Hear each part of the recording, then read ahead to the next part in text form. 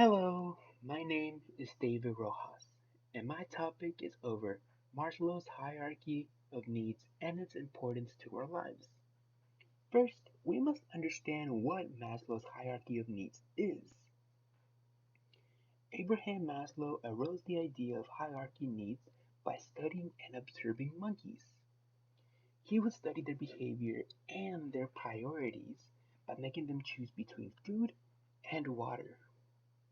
Later, he moved this idea onto human behavior. This theory can be broken down into five tiers and three sections. You can imagine it as if it was a pyramid. The bottom section is the basic physiological needs such as food, water, safety, and security. The second section is for psychological needs such as friendships and the feeling of accomplishment, while the highest tier is for self-fulfillment needs, such as achieving one's full potential. If you look at the pyramid, you can see that the motivation decreases the more we meet the satisfaction for each tier.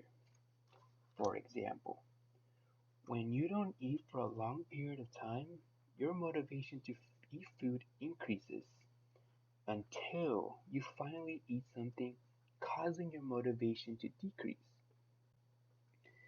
This is known as the drive reduction theory that was developed by Clark Hall in 1943, which is a type of motivation that helps us maintain homeostasis.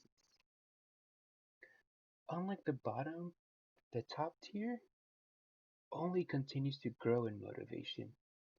The more you accomplish,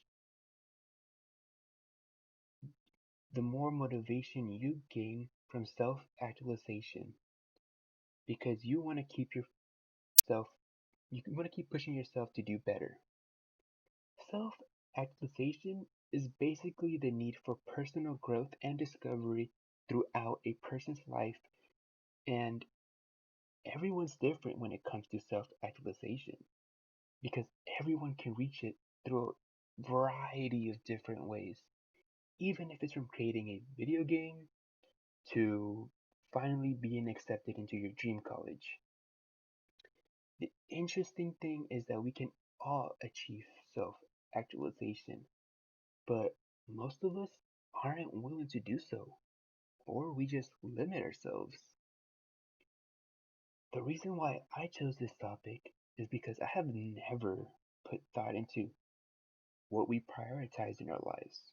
For instance, we consume food and water every day because it is a basic need and we don't question the importance of it. Unlike something like a smartphone, which we don't need, but we can but it can be useful to make our daily lives easier.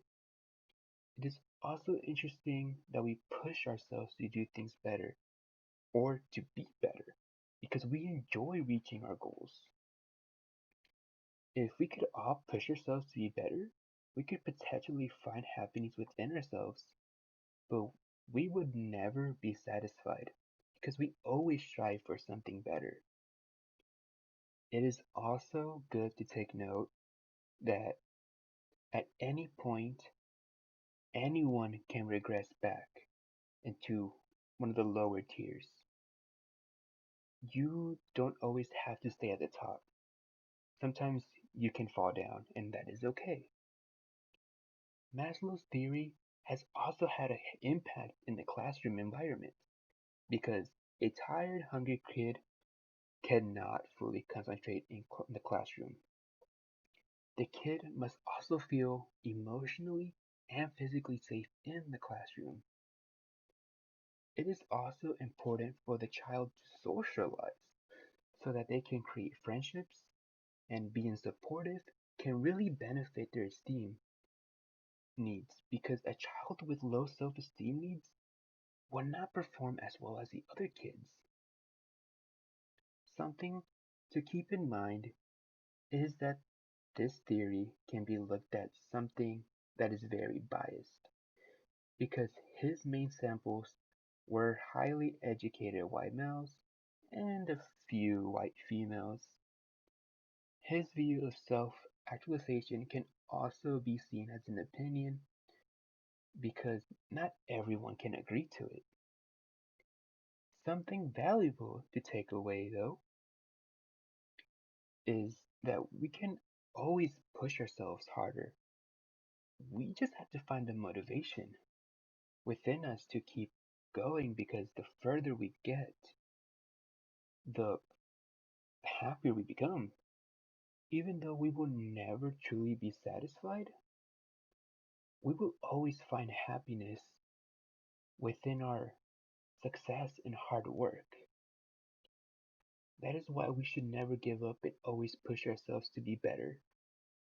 Thank you.